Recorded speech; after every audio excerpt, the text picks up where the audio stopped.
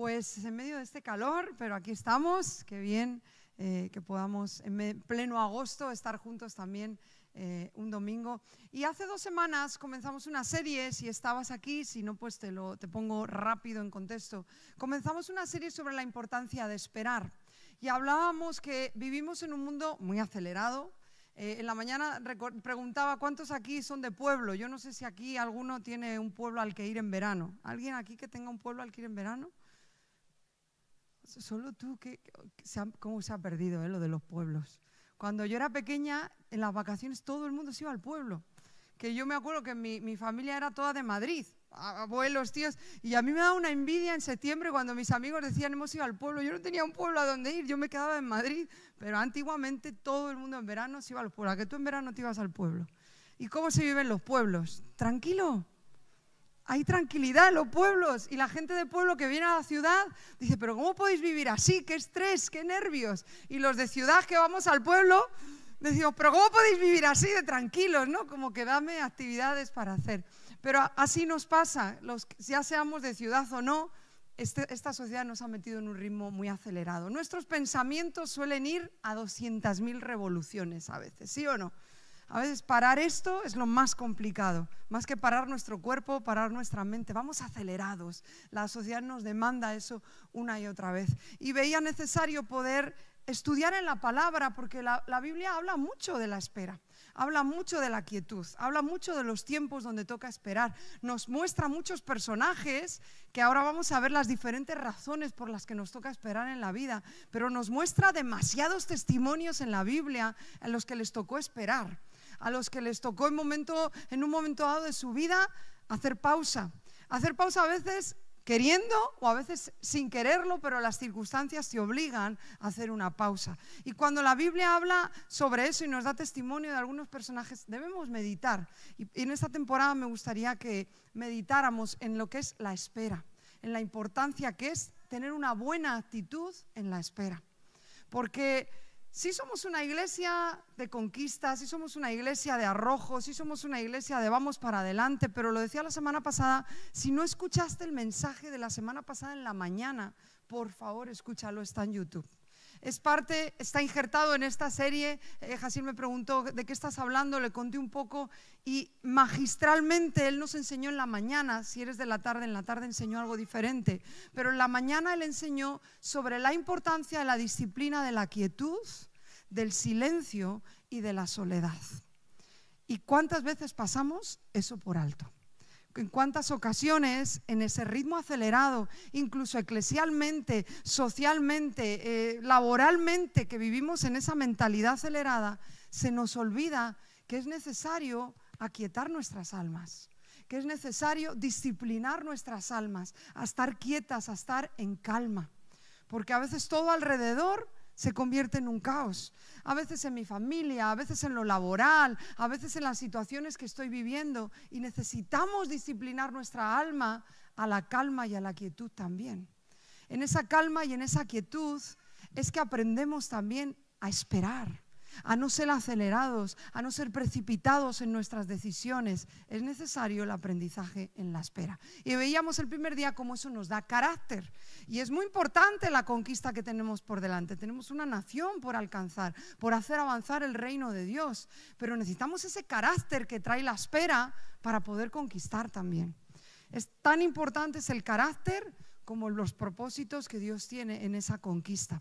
Y quiero darte 4 razones, muy rápidas, no es el centro, solo es una introducción, 4 razones por las cuales solemos entrar a tiempos de espera, a momentos en nuestra vida. A veces son cortos, a veces son muy largos, a veces son largos y a veces son para nosotros eternos, ¿no? Aunque cuando pasa nos damos cuenta que no, pero en el momento se nos hace demasiado largo. Pero hay 4 razones, hay varias razones, quizás hay más. Yo destaco estas 4 por las que estamos en un tiempo de espera. Número 1, porque a veces estamos esperando el cumplimiento de algo. Ya sea porque Dios nos dijo, nos dio una promesa, nos habló de algo que iba a pasar, nos lo mostró. A veces esperamos años para el cumplimiento de algo que Dios nos avisó que iba a suceder, de algo que Dios profetizó sobre nuestra vida, o simplemente algo bueno, lícito en la voluntad de Dios que estamos esperando que suceda. Y nos toca esperar a que eso pase. No tenemos la varita mágica. A veces sí somos mañosos en manipular las cosas para que sucedan antes de tiempo, pero con el pasar de los años nos damos cuenta que eso no nos lleva a ningún buen sitio, que es mejor esperar en Dios, ¿verdad?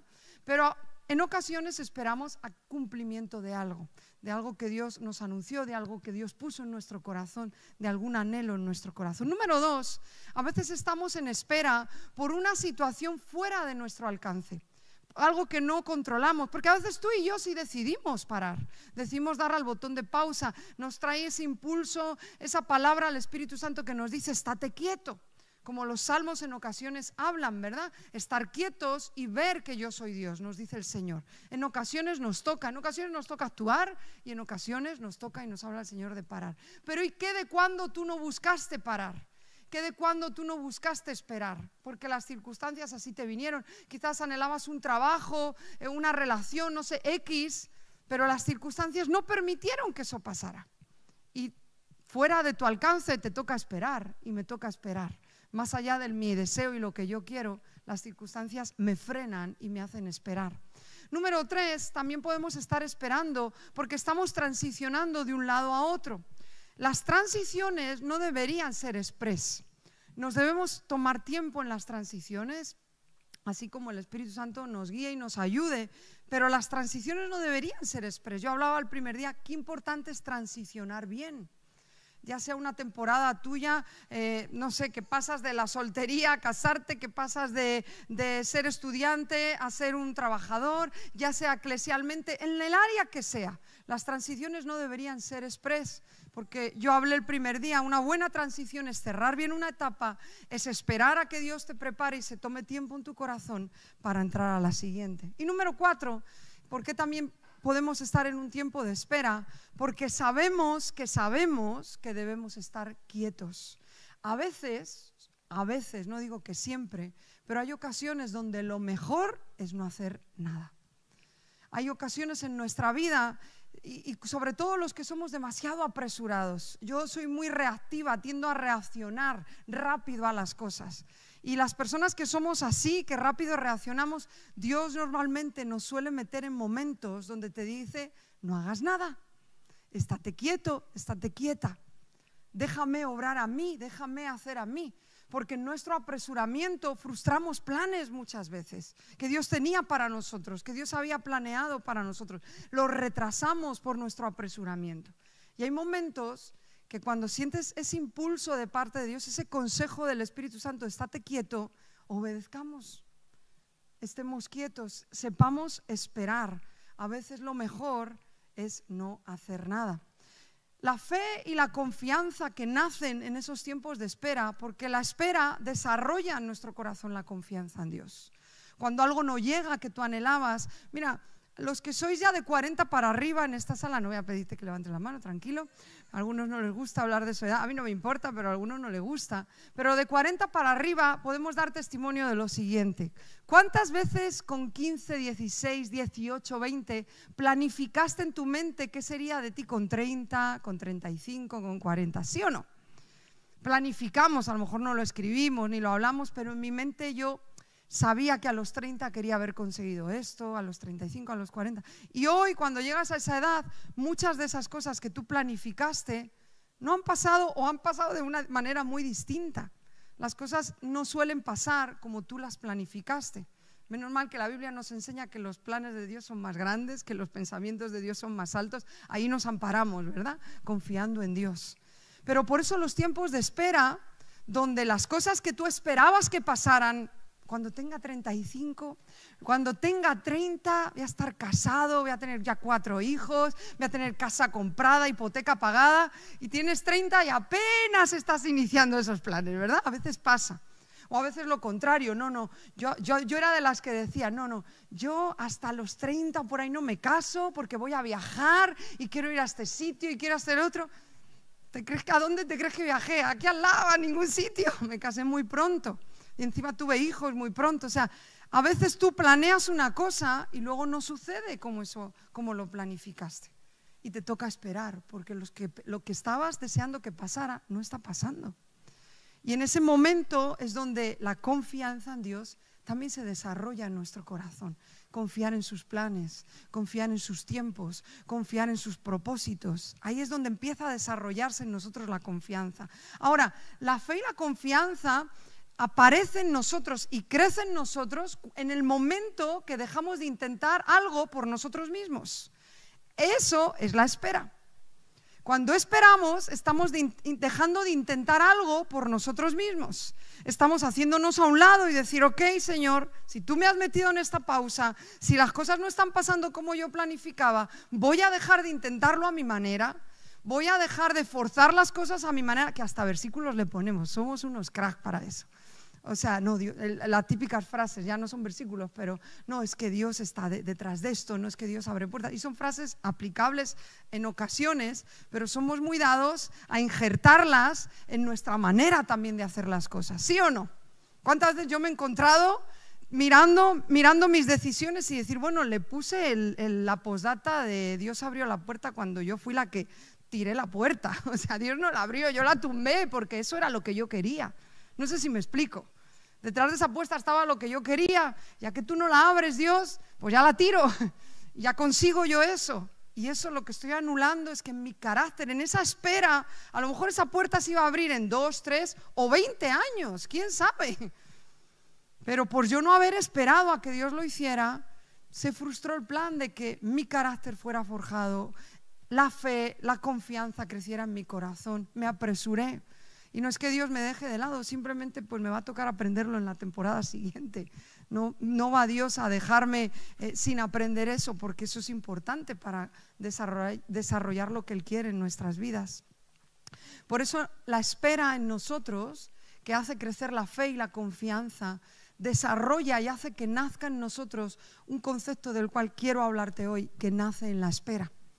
En los momentos de espera, cuando tú en tu interior decides y yo decido, voy a confiar en Dios, no está sucediendo según lo planeé, no está pasando lo que yo esperaba, quizás estoy decepcionado conmigo mismo, con las circunstancias, con los demás, pero decido confiar en Dios. En el momento que pasa eso, empieza a nacer en nuestro corazón algo que Dios pone y estamos llamados a vivir en ello, y se llama esperanza. Por eso quiero hablarte, y el título del mensaje de hoy dentro de esta serie es La esperanza que nace en la espera. Porque cuando decidimos querer esperar, saber esperar, desarrollar esa paciencia, ese carácter en la espera, es la semilla que Dios ha puesto, porque en el momento que tú recibes a Cristo hay una semilla en tu corazón y en mi corazón de esperanza. No la esperanza tal y como la conoce este mundo. Definamos esperanza de manera coloquial, no diccionario. Básicamente, esperanza es algo que anhelas, que esperas que pase, que depende de una circunstancia, depende de alguien. Para nosotros los hijos de Dios, dependemos de Dios. Y nuestra esperanza está en Jesús, ¿verdad? Está en Él. Él no falla, Él es perfecto en todos sus pensamientos, sus planes son los perfectos, los idóneos. Entonces, cuando hablamos de hijos de Dios como nosotros, nuestra esperanza no es como la define este mundo, circunstancial, sino está en Cristo. Hablamos de una esperanza eterna, porque a mí sí me ayuda a pensar en la eternidad. Es un pensamiento que a mí me bendice. Cuando hay aflicción, cuando hay tormentas, a mí me bendice pensar en la esperanza eterna. Un día estaré con Él. Aquí hay aflicción, aquí hay cosas que no nos gustan, cosas que pasaríamos y nos gustaría haber borrado de nuestras vidas, pero al fin y al cabo tenemos una esperanza eterna, un día estaremos con Él. Todo esto pasará, le veremos cara a cara, todo lo de aquí repercutirá en la eternidad, pero toda tristeza pasará y estaremos frente a Jesús. ¡Wow! A mí eso me trae mucho consuelo a mi corazón, porque esto es temporal, aunque aquí se nos haga eterno, no lo es, esto es temporal. Y pensar en esa esperanza eterna a mí me bendice y me ayuda. Y la Biblia nos llama a pensar en esa esperanza eterna. Pero hablamos de una esperanza la cual Dios sembró el día que le conociste, el día que le recibiste. Tú tienes esa semilla de esperanza. Hay muchos versículos que hablan sobre eso, solo nos va a dar tiempo a leer unos poquitos. Pero esa semilla ya está en tu corazón. La pregunta es, y lo que vamos a aprender hoy, si llevamos la semilla de la esperanza, ¿por qué a veces vivimos desesperanzados? Porque a veces vivimos completamente desilusionados contigo mismo, con las situaciones, con los demás, y vivimos en una completa desesperanza. Si ahí traes tu semilla de esperanza, dice la Biblia. Jesús es la esperanza, tú lo traes en tu corazón, en tu vida cuando le recibes. Y la respuesta es lo que vamos a estar aprendiendo hoy. Los tiempos de espera, la fe y la confianza en Dios, en los tiempos de pausa, de espera, donde no pasan las cosas como tú habías presupuestado que pasaran, es que esa semilla empieza a brotar y nace una esperanza. Y dice la Biblia que es una esperanza que no avergüenza, es una esperanza que no defrauda. Pon tu esperanza en alguien, te va a defraudar. Maldito el que confía en el hombre, ¿verdad? Pon tu esperanza en un trabajo, te va a defraudar. Hoy es súper enamorado de tu trabajo, a los 2 meses, al año ya estás defraudado porque ya has conocido los defectos de este, lo del otro. ¿Sí o no? Pero la esperanza en Jesús no avergüenza, no nos traiciona, no defrauda, no trae a nuestro corazón y a nuestra vida decepción, porque se trata de Cristo y de sus planes. Pero esa esperanza solo brota, ya está en tu corazón, pero solo brota cuando tú aprendes a esperar. Cuando en la espera tú decides, y yo decido tener un corazón humilde. Ok, Dios, voy a confiar en ti. No voy a mover fichas, las vas a mover tú. Decido estarme quieto, decido no tirar puertas, decido no abrir ventanas. Voy a estarme quieto, voy a verte a ti actuar, voy a dejar que en mi corazón crezca la fe y la confianza, y entonces es en ese momento que la esperanza crece en nuestro corazón. Vamos a leerlo en algunos versículos. Romanos capítulo 8, diríamos que es el capítulo principal, ¿verdad? De Romanos. El capítulo 8 hablan los teólogos que es como la médula espinal de Romanos. Y hay 2 versículos ahí donde Pablo está hablando de esa esperanza eterna, está hablando de esa eternidad, está hablando de esa gloria venidera, está diciendo, a las aflicciones de ahora no se comparan con la gloria venidera. Tranquilo, tus aflicciones de ahora están siendo dolorosas, pero hay una gloria venidera mucho mejor. Y está hablando de eternidad y de esperanza eterna. Pero en medio de eso nos deja un principio aquí. El señor Pablo, a modo de trabalenguas, ya sabéis que a él le gustaba un poquito eso, que hay que pararse a leerlo 2 veces. No, vamos a leerlo, 24 y 25 en la Reina Valera. Dice, porque en esperanza fuimos salvos, pero la esperanza que se ve no es esperanza, porque lo que alguno ve, ¿a qué esperarlo? Pero si esperamos lo que no vemos, con paciencia lo aguardamos. Parece un trabalenguas, ¿verdad? Como le gustaba a mí, enrevesadillo ahí. Pero es bien sencillo lo que está diciendo aquí. Si tú tienes una resolución delante, no es esperanza, es causa-efecto. Hago esto, pasa esto. ¿Sí me explico? Y es lo que él está diciendo. Dice, la esperanza que se ve, la que la tengo delante, la que palpo, la que sé la resolución, no es esperanza. ¿En qué tengo yo que tener esperanza si ya tengo ahí la solución, el resultado? ¿Me estoy explicando? Pero continúa y dice, pero si esperamos lo que no vemos, aunque aquí está hablando en un contexto de eternidad, de gloria venidera, pero es un principio de Dios, es como la fe. Si yo tengo delante lo que va a pasar, ya no aplico fe. La esperanza brota cuando yo no tengo la resolución de muchas cosas y me toca vivir en la esperanza que tengo en Jesús, en la confianza que tengo en Dios. Ahí es que nace la esperanza. Tú y yo tenemos un llamado a vivir en esperanza. Dice Efesios capítulo 4, versículo 4, dice, fuisteis también llamados. Aquí está hablando del cuerpo, de la unidad del Espíritu. Y fíjate que nos dice, fuisteis también llamados a una misma esperanza de vuestra vocación, de vuestro servicio, de lo que fuisteis llamados a hacer. Una misma esperanza y un llamado para vivir en esperanza. Eso quiere decir que si tu estado normalmente es de desesperanza, no pienses y te conformes a decir, bueno, así será que quiera que Dios viva, que yo viva. ¿Será que Dios quiere que yo pues me mantenga en esta desazón, en esta desesperanza? ¿Será que es el plan de Dios que yo viva desesperanzado siempre? ¿Será que Dios quiere que siempre me pasen cosas malas, que me desesperan? No, ese no es el estado que Dios tiene para ti, para mí. Tenemos un llamado a vivir en esperanza. Y dice primera de Pedro 1:3, me encanta porque dice que es una esperanza viva. O sea, no es una esperanza de reanimar, En la mañana me ayudaba Dayana, ya se me fue la palabra, ¿cómo era? Cuando hay que hacer el, ¿cómo? RCP, me lo dijo 3 veces y me vuelvo a olvidar. No es una esperanza que yo tenga que hacer el RCP, ¿sabes lo que es? Lo que hacen así cuando alguien se ahogó, sí, en el pecho. No es una esperanza que yo tenga que reanimar a cada rato, no, está viva. Dice 1 Pedro, es una esperanza viva, activa en mi ser, activa en mi corazón. Eso quiere decir que yo puedo vivir en estado de esperanza, no de buena esperanza, no embarazado siempre, ¿no? Sino en un estado de esperanza perpetuo, siempre y eterno. Como yo decía hace poco en la otra serie, cuando lleguemos delante del Señor, pues ya no tendremos que tirar de esperanza, porque nuestra esperanza la tendremos delante, es Cristo. ¿Sí? Pero aquí estamos llamados a vivir en una esperanza viva todo el tiempo. Por eso, si tú vives en constante desesperanza, no es Dios que te tiene así. No es el estado natural de un cristiano vivir en desesperanza. Estamos llamados a vivir en esperanza, pero la esperanza crece cuando aprendemos a esperar. Cuando en la espera desarrollamos en nuestro carácter esa paciencia, ese saber darle pausa, ese saber estarnos quietos en ocasiones, y la esperanza empieza a crecer en nuestro corazón.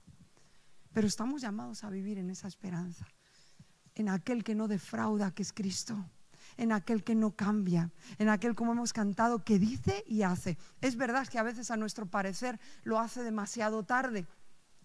A nuestro parecer, Dios nunca llega tarde. Pero yo me he encontrado muchas veces diciéndole a Dios, y en amargura de espíritu, orando a solas con Dios, quejándome al Señor. Yo me he encontrado a veces diciéndole esto: Dios, ¿por qué te tardaste tanto en hacer esto? Claro que en el fondo de mi corazón yo sé que Él no se tarda, Él es perfecto en sus tiempos, pero sí se vale a veces derramar nuestro corazón así en angustia, en queja a Dios. Los salmos nos lo enseñan, el propio Job lo hizo. Sí se vale en ese momento. Luego no te lleves la amargura y la queja para todos los lados, déjala ahí en ese instante. Pero sí se vale venirle así al Señor. Y yo en ocasiones, con mi corazón roto, he venido delante de Dios y le he dicho: te tardaste demasiado. ¿Por qué esperaste tanto? ¿Por qué no contestaste antes? O a veces, cuando todavía no he visto ciertas cosas, sí me he quejado delante de Dios y le he dicho: ¿por qué llevo años pidiéndote esto? ¿Por qué no haces nada? Claro que son mis palabras en ese momento llenas de queja y amargura. Yo sé que Dios todo lo hace bien y todo lo hace perfecto, pero es una manera humana que tenemos de derramar nuestro corazón delante de Dios. Lo más increíble en eso es que cuando esas temporadas pasan, a veces bien largas, miras hacia atrás y tú puedes decir: no se tardó, lo hizo en el momento adecuado, y si lo hubiera hecho antes no se hubiera producido en mi corazón los frutos que se han producido. Y ahí es donde puedes decir, como te enseña Santiago: tengo sumo gozo en las pruebas, porque ahora miro hacia atrás y digo: wow, a mi parecer fue muy tarde, pero el resultado que tú has tenido, Señor, es perfecto como tú eres. Pero sí se vale a veces decirle eso al Señor. Para nuestro reloj, muchas veces Dios se tarda. La espera es demasiado tediosa, cansada, incierta. Yo odio la incertidumbre, me pone mal la incertidumbre. Hay gente más tranquila, yo lo sé, que la incertidumbre la llevan muy tranquilos. Gloria a Dios por ti. Ora por los que no lo llevamos bien. A mí me pone muy mal la incertidumbre, porque yo soy muy de planificar, soy muy de saber lo que voy a hacer mañana, pasado, el mes que viene. Y cuando las cosas son inciertas, a mí me crea mucho nerviosismo. Por eso esta es una asignatura que Dios me ha metido vez tras vez: estate quieta, no hagas nada. Y aparte, las personas nerviosas como yo, se nos ocurren 1000 cosas que hacer, se nos ocurren 1000 puertas que tirar, se nos ocurren 1000 puertas a las que llamar. Y hasta que no aprendemos la asignatura de esperar, es que hay una parte del carácter en nosotros que no va a ser formada. Y es esa palabrita que a mí me desespera tanto: paciencia. No puedo decir odio, porque no está bien odiar, pero casi que odio esa palabrita. No me gusta el concepto paciencia. La paciencia a mí me desespera, esperar algo que no llega. Y encima, la paciencia no es esperar, la paciencia es esperar con buena actitud. Porque sin esa buena actitud, por mucha espera que tengamos, no va a ser transformado nuestro corazón. El quebranto no transforma tu vida. El quebranto sin una buena actitud humilde hasta te puede endurecer más. El quebranto no es lo que transforma tu vida, es la humildad en el quebranto lo que transforma nuestro corazón y nuestras vidas.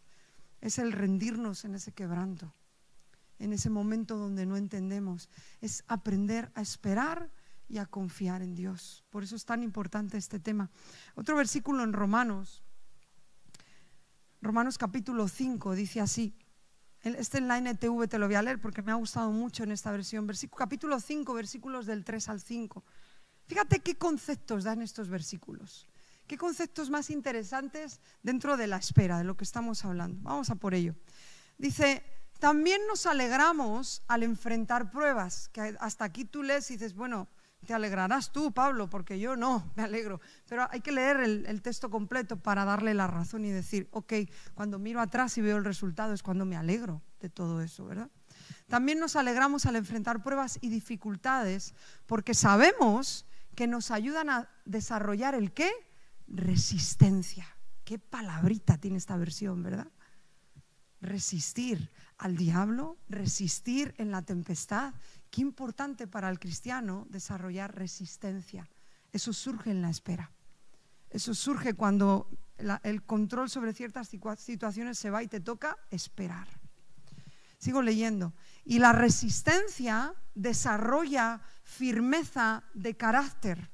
Vaya otro concepto que nos dan estos versículos, ¿verdad? Firmeza de carácter. Otra cosa más que viene y se cumple en la espera en nuestra vida. Y el carácter, y ahí te va como esta cadenita, ¿no? Esa resistencia, ese carácter, y el carácter fortalece nuestra esperanza, segura de salvación, de esa eternidad con Él. Y esa esperanza no acabará en desilusión, pues sabemos con cuánta ternura nos ama Dios, porque nos ha dado al Espíritu Santo para llenar nuestro corazón con su amor. Ahora, trae muchos conceptos que serían para pararnos horas, estos versículos, pero meditemos en algo juntos. Si tenemos al Espíritu Santo que nos enseña estos versículos últimos, que nos revela ese amor de Dios. Si tenemos a Jesucristo, que es esa esperanza de gloria, que es esa esperanza futura y aquí en esta tierra. Tenemos a Cristo, esa roca firme y que no cambia. Y tenemos a Dios Padre que nos llena de ese amor, que lo describe en esta versión, me gusta mucho, con cuánta ternura nos ama Dios, como un Padre. Si tenemos todo eso, esa iglesia es la base de nuestra esperanza. En eso se basa nuestra esperanza. Tú lo tienes, yo lo tengo, pero si hacemos una encuesta dentro de la iglesia, la mayoría podremos dar testimonio que vivimos desesperanzados. Cuando estamos llamados a vivir en esperanza. O sea, el conflicto no es de Dios, de lo que ponga en ti, o de quién Él es, o cómo hace las cosas.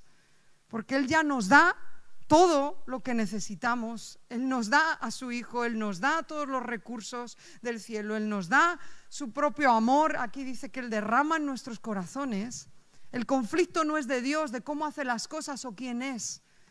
El conflicto aquí, ¿por qué no vivimos en esperanza? Es porque en la espera y en los momentos inciertos y que no entendemos, en vez de pararnos y tener esa buena actitud en la espera y dejar que ese carácter crezca en nosotros, nos enfrentamos a esa espera. Pues no quiero esperar, pues yo quiero lo otro ya, pues ya muevo yo las fichas, pues ya hago yo esto, pues ya hago yo lo otro, y no queremos esperar. Y entonces la esperanza no puede crecer en nuestro corazón. Quiero que vayamos al texto principal, que está también en Romanos 4, versículos del 18 al 21. Este es el con el que quiero que te quedes en esta tarde. Y son versículos, sobre todo el primero, que te confieso que por muchos años, por ya 8 o 9 años, han sido un recurso a mi vida estos versículos. ¿Cuántas veces, Dios lo sabe, que en momentos de desesperanza yo he regresado a estos versículos, a entender lo que es la esperanza?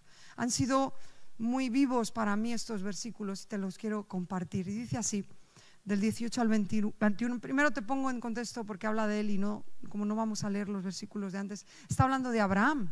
ese padre de la fe. Acordaros, el primer día de esta serie citamos a algunos personajes que les tocó esperar mucho tiempo para ver algo. Uno de ellos era Abraham. A Abraham le tocó esperar, bajo nuestro punto de vista humano, demasiado para ver ciertas cosas. Y él está hablando de él. Aquí Pablo en estos versículos dice: él creyó en esperanza contra esperanza. Quédate con ese concepto. ¿Qué quiere decir esperanza contra esperanza? Para llegar a ser padre de muchas gentes, conforme a lo que se le había dicho, así será tu descendencia. Y no se debilitó en la fe al considerar su cuerpo, que estaba ya como muerto, siendo de casi 100 años, o la esterilidad de la matriz de Sara. Tampoco dudó por incredulidad de la promesa de Dios, sino que se fortaleció en fe, dando gloria a Dios, plenamente convencido de que era también poderoso para hacer todo lo que había prometido. Aquí, se me olvidó, lo tenía que haber puesto. No está Raquel aquí, ¿no? Está fuera. Bueno, ya es tarde para ponerlo. Es que hay un cartel que ella me hizo cuando estábamos dando la asignatura de Pentateuco y pasamos obviamente por la historia de Abraham en el Génesis.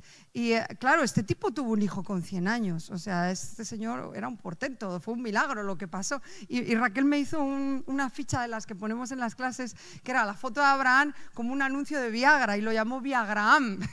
Y yo no me atreví a ponerlo en la clase porque había gente muy mayor y no quería que se ofendieran. Y esta mañana he pensado, lo tengo que poner esta tarde, porque con 100 años se cumplió la promesa en este tipo y tuvo un hijo.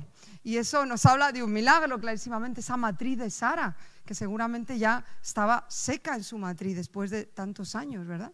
Y aquí ocurrió ese milagro. Ahora, el concepto que quiero que te quedes no es lo que sucedió el milagro, es la esperanza contra esperanza en la que Abraham vivió. Es un concepto que nos tiene a nosotros que hablar y ministrar en los momentos que nuestra esperanza flojea. ¿Por qué? Porque cuando hablamos de esperanza, hablamos de una esperanza que es contraria a una realidad que vivimos. Siempre así funciona la esperanza. Y más allá, siempre va a haber una lucha para que la esperanza en la que estamos llamados a vivir, y esa semilla de esperanza, de salvación en nosotros, se muera. Siempre, escúchame bien, va a haber una oposición frontal en tu vida y en la mía para que la esperanza que debemos vivir y desarrollar en nosotros muera, para que vivamos desesperanzados, para que en un estado de desesperanza andemos buscando donde no tenemos que buscar, andemos en un desánimo en el cual no tenemos que caminar. ¿Cuántas cosas trae la desesperanza? Cuando estamos llamados a vivir en esperanza en Cristo. Siempre va a haber una oposición para que tú y yo vivamos esperanza contra esperanza, para esas promesas que Dios te dijo. Así vivió Abraham. Dios le habló de un hijo que serías descendencia, que en él vendrían todas las naciones a ser benditas. Dios le da en los capítulos de Génesis, ahora vamos a leer la segunda vez que le promete, es una promesa impresionante, pero se lo dice a un viejo.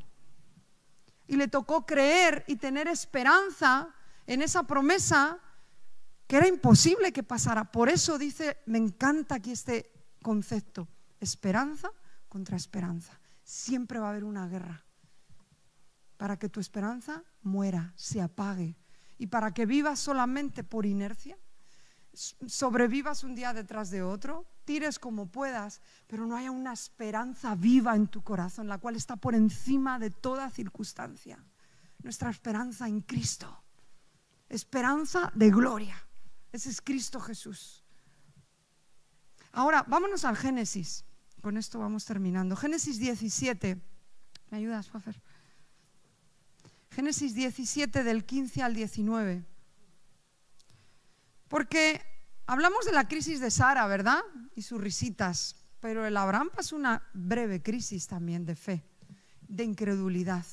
Para este momento donde surge esta conversación de Abraham con Dios, que vamos a leer, ya Ismael ha nacido. ¿Te recuerdas quién era Ismael, verdad? La alternativa B de Abraham a la promesa que Dios le había dado, el hijo de la esclava. Representa muchas cosas Ismael. Y aquí ya había nacido Ismael.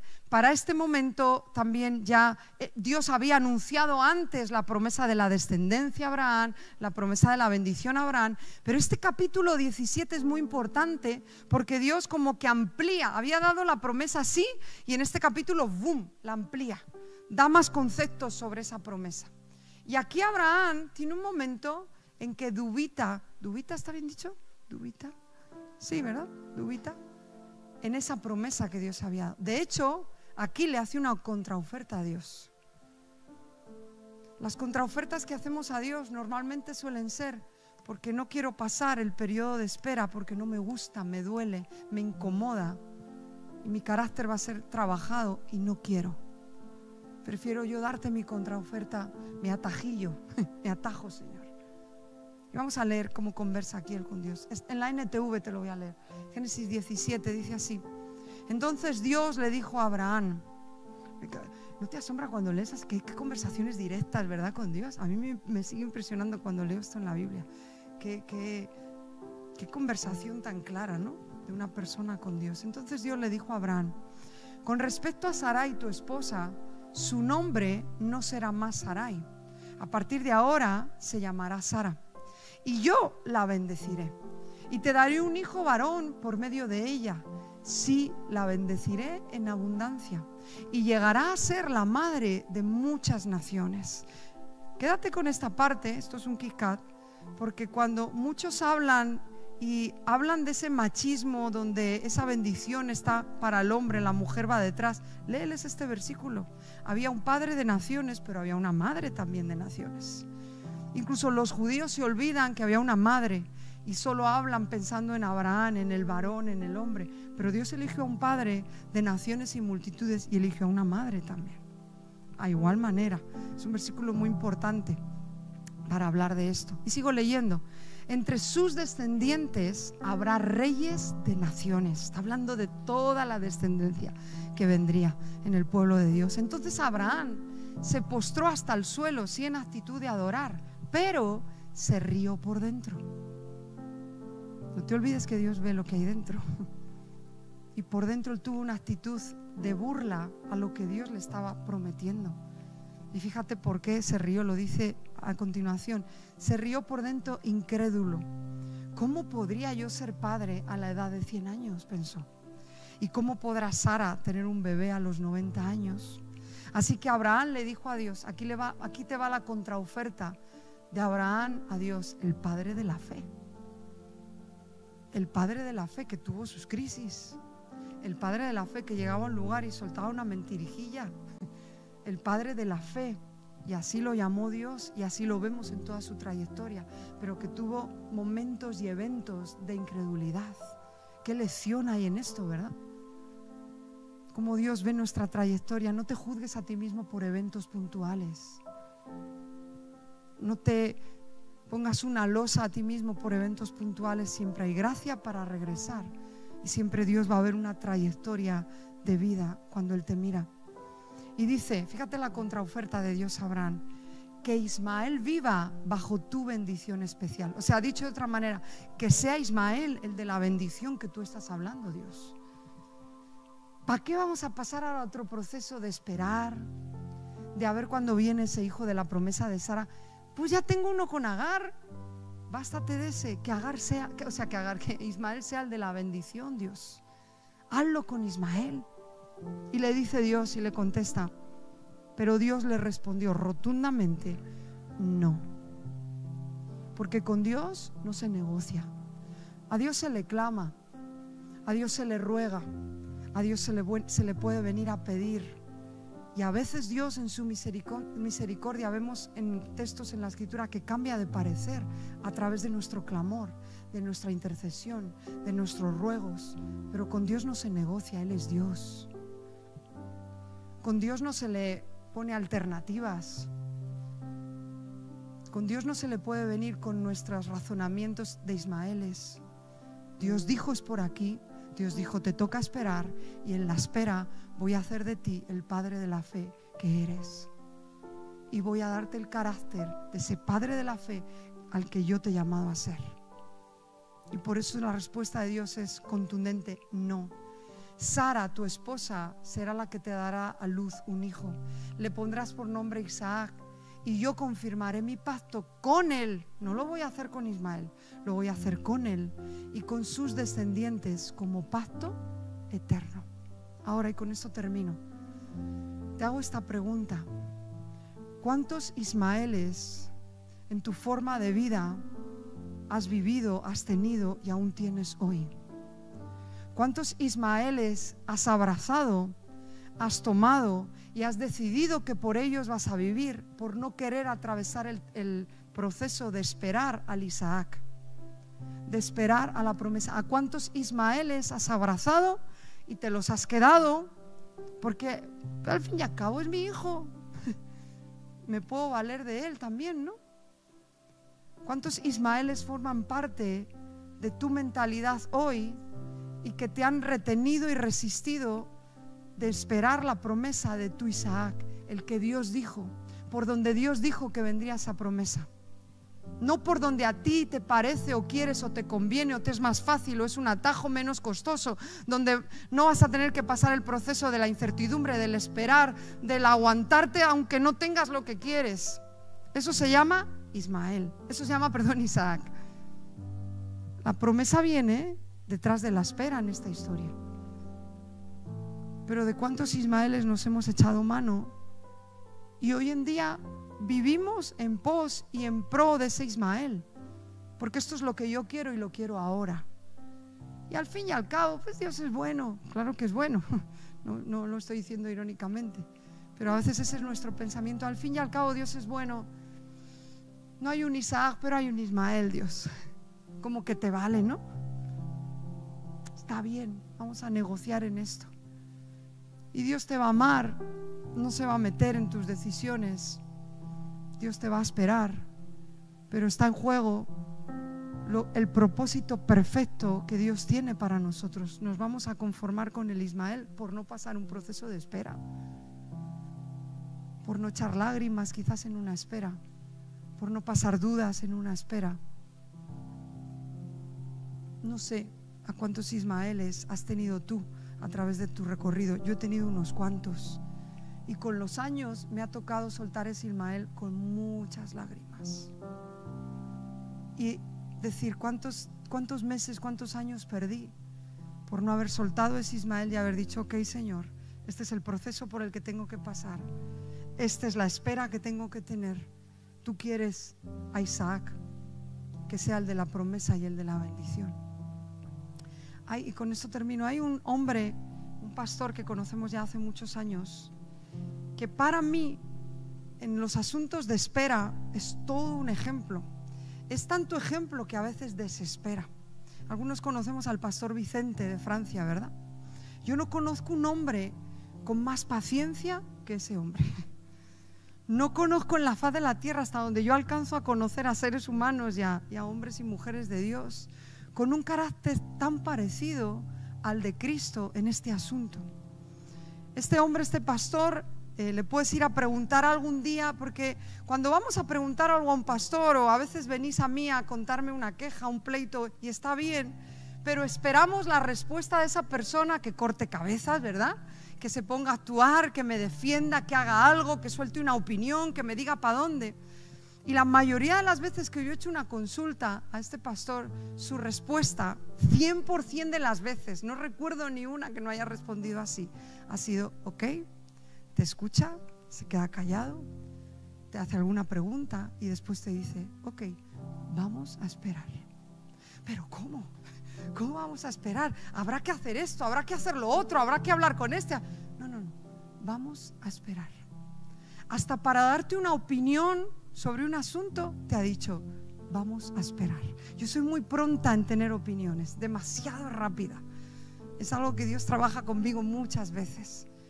Y normalmente en la espera, si hubiera esperado tantas veces, la opinión hubiera sido mucho más en la calma, más en la presencia de Dios, no tan apresurada en mi corazón.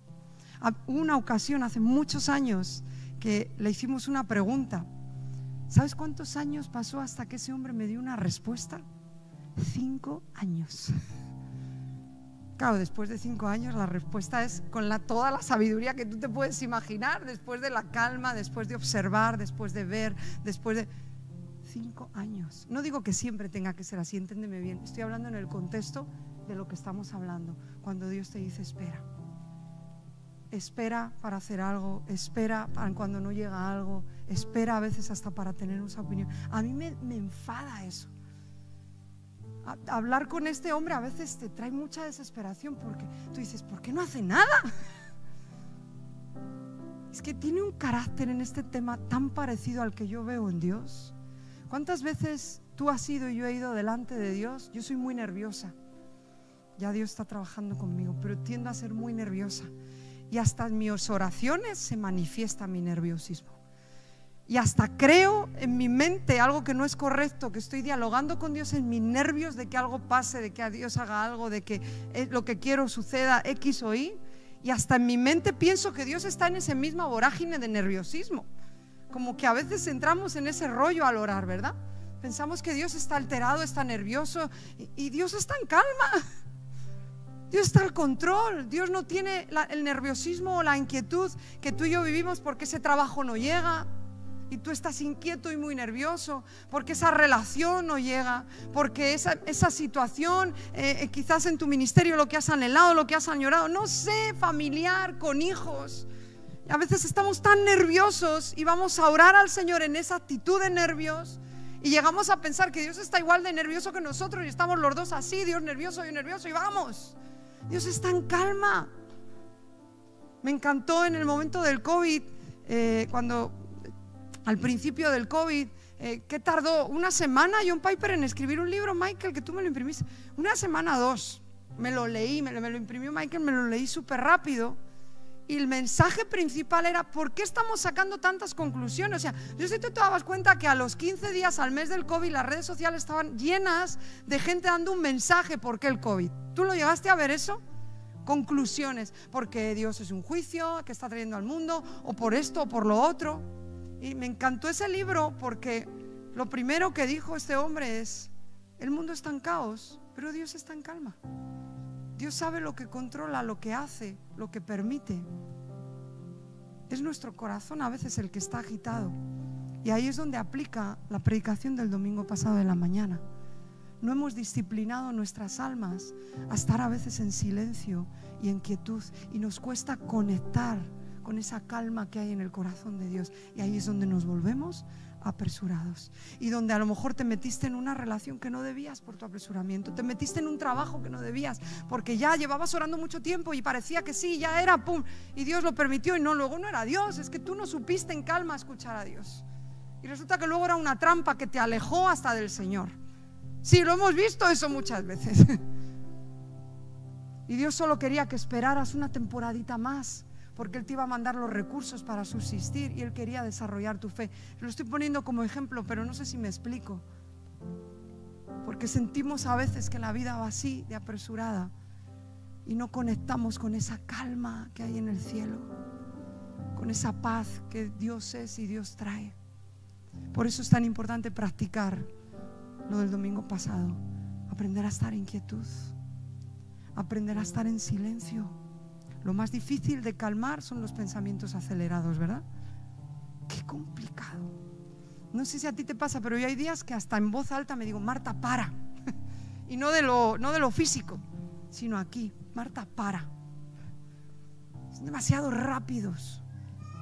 Y eso solo evidencia, tenemos que aprender a vivir en quietud, en la presencia de Dios, en calma, porque Dios está en calma.